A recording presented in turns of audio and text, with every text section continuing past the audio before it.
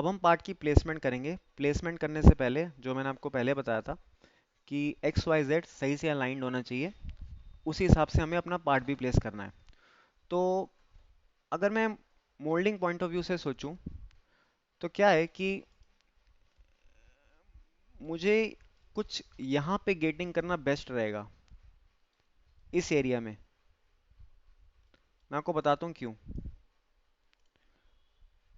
अगर मैं आपको एक विंडो बना के दिखाऊं और आप इमेजिन करके देखना, यहाँ से हमारा स्प्रू आने वाला है ऊपर की डायरेक्शन से। इसको थोड़ा सा पतला कर लेते हैं। यहाँ से स्प्रू आने वाला है और यहाँ से आपका गेट आ जाएगा। अब आप इमेजिन करो कि अगर मैंने इसको उल्टा करा होता, यानी कि ये जो इंक्लाइंड साइड आ रही है वो कुछ ऐसे होती, है ना, वो कुछ ऐसे अगर होती तो क्या प्रॉब्लम थी? मेरी स्प्रू की लेंथ और लंबी हो जाती, यानी कि कैविटी की डेप्थ भी लंबी हो जाती। और हमें पता है कि स्प्रू में मटेरियल भरता है यहाँ से, उसके बाद ही पार्ट में आता है अंदर। तो इसका मतलब एक्स्ट्रा स्प्रू की लेंथ हो रही है, एक्स्ट्रा कैविटी प्लेट की डेप्थ होगी और एक्स्ट्रा हमारा मटेरियल भी लगेगा।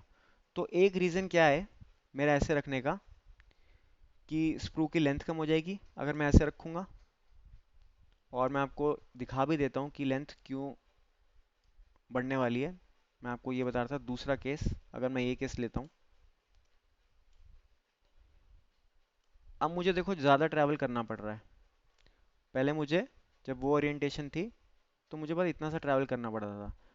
तो ये जो डिस्टेंस है ये एक्स्ट्रा स्प्रू ले रहा है, तो प्लेट भी एक्स्ट्रा लग रही है, स्प्रू की लेंथ भी ज़्यादा है, मटेरियल भी ज़्यादा वेस्ट हो रहा है। तो मैं यहाँ पे जाने वाला हूँ इस केस में। ठीक है। अब रही बात इस विंडो की जो कटी हुई है, मैंने डिसाइड किया कि मुझे ऐसे रखना है और बाई चांस मेरी विंडो भी इस तरफ है। ये अच्छा है, अच्छा मैं बताता हूँ आपको क्यों है। मैंने प्लान किया कि इसमें इसको 4 कैविटी का बनाने वाला हूँ। तो हमें 4 सैंपल मिलेंगे, एक लेफ्ट होगा एक राइट होगा, उसी की डुप्लीकेट डुप्लीकेट कॉपी एक तरफ होगी। इसका मतलब 2 राइट और 2 लेफ्ट। तो जब ये पार्ट है आपके पास, आप इसको मिरर करोगे। जब इस पार्ट को आप मिरर करोगे तो ये प्रोफाइल जो आपको दिख रही है, ये प्रोफाइल मिरर होके यहाँ आएगी और बचा हुआ पार्ट आपको कुछ ऐसा दिखेगा। ये मेरे लिए इसलिए अच्छी कॉन्फ़िगरेशन है क्योंकि जब मैं पार्टिंग सरफेस ड्रॉ करूंगा ना, तो मेरा प्लान क्या है कि मैं इस पार्टिंग सरफेस को यहाँ से मिला दूं, तो कुछ ऐसी दिखेगी आपको। अभी आपको थ्योरेटिकली बता रहा हूँ, मैं आपको प्रैक्टिकली करके दिखाने वाला हूँ कि मैं इस ओरिएंटेशन में क्यों रख रहा हूँ। अगर मैं ऐसे ना रखता और ये विंडो इस तरफ होती तो मुझे क्या प्रॉब्लम होती? पार्टिंग सरफेस कुछ ऐसे एक्सट्रूड होती इस तरफ, वैसे ही कुछ इस तरफ एक्सट्रूड होती यहाँ पे, और ऐसे ही हमें यहाँ पे भी मिरर करना है। तो मेरा एक्स्ट्रा एफर्ट हो जाता, मेरे को ज़्यादा मशीनिंग करनी पड़ रही है। आपको और बेहतर समझ आएगा जब मैं आपको प्रैक्टिकल करके दिखाऊंगा। तो क्या करते हैं, अभी के लिए मानते हैं कि मैंने ये ओरिएंटेशन रखी है। यहाँ पे स्टेप जो सरफेस आएगी पार्टिंग की वो इस तरफ रखी है ताकि इसका कॉम्प्लीमेंट्री पार्ट इस तरफ आए। ओके। पर अगर मैं आपको इस व्यू में दिखाऊं तो अभी ओरिएंटेशन वैसी नहीं है ना? तो उसको कर लेते हैं। मैं मूव ऑब्जेक्ट लेता हूँ और ये वाला हिस्सा मेरे को यहाँ पे लाना है। इसका मतलब 180 डिग्री हमें अपना मॉडल रोटेट करना पड़ेगा। सेंटर आप अभी कुछ भी दे सकते हो क्योंकि हमने प्लेसमेंट नहीं करी है। ठीक है। ओके। तो मैं ऐसे ही चाहता हूँ, बट मैं बीच में चाहता हूँ। मेरा कोऑर्डिनेट सिस्टम कहीं भी पड़ा हुआ है, मैं पहले बीच में रखना चाहता हूँ। तो उसके लिए मैं क्या करूँगा, मूव ऑब्जेक्ट और पॉइंट टू पॉइंट रखते हैं।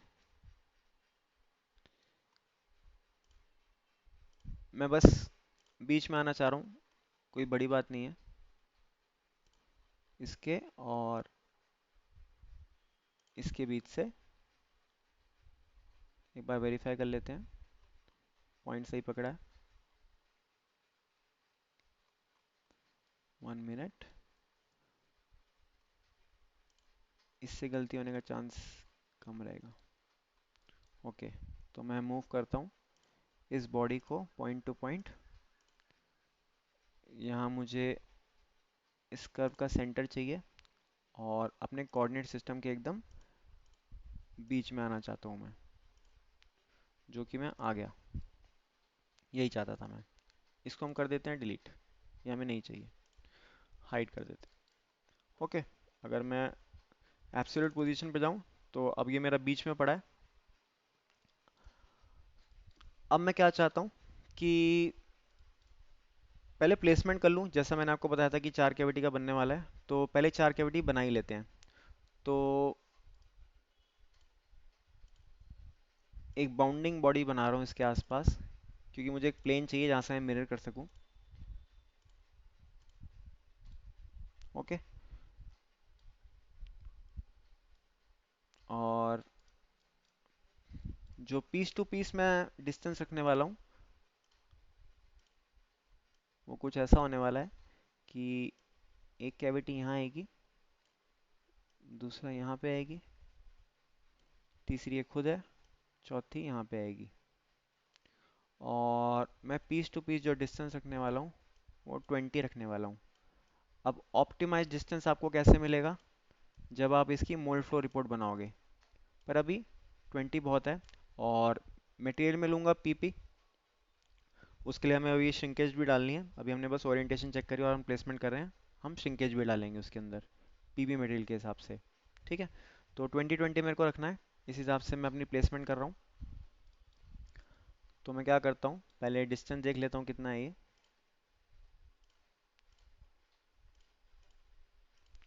अपने WCS से यहाँ तक का डिस्टेंस वाई में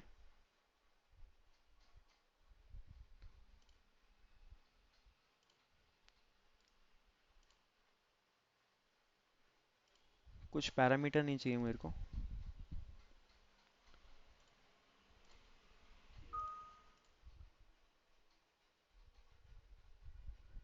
इस डायरेक्शन में +10। ओके, ठीक है। तो यहाँ से हम 10 mm की दूरी पे आ गए। बताया था मैंने हम 20 करने वाले हैं। इसको मिरर करूँगा, 10 + 10 20 हो जाएगा। और सेम चीज़ मैं इस जगह भी करने वाला हूँ। इसको यहाँ पे 10 mm मूव करके।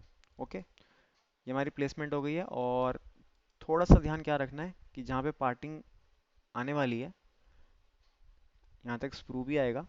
तो यहाँ से मैंने कोऑर्डिनेट सिस्टम रखा हुआ है। ओके, ठीक है। हाइड करते हैं, बॉक्स को हाइड करता हूँ और जैसा मैं अरेंजमेंट चाहता हूँ वैसा मैं बॉडी को मिरर कर लेता हूँ। तो इसमें 2 लेफ्ट के पीस हो गए और 2 राइट के पीस हो गए। अच्छी बात क्या है कि हम एक जगह काम करेंगे और जैसा कि आपने देखा मैंने मिरर कर रखा है ऊपर नीचे। तो हम पार्टिंग सरफेस या और भी फीचर जो भी हम बनाने वाले हैं उसको एलिमिनेट कर देंगे। हमें बार बार नहीं बनाना पड़ेगा। एक बार बनाओ और बार बार यूज़ करो। ठीक है।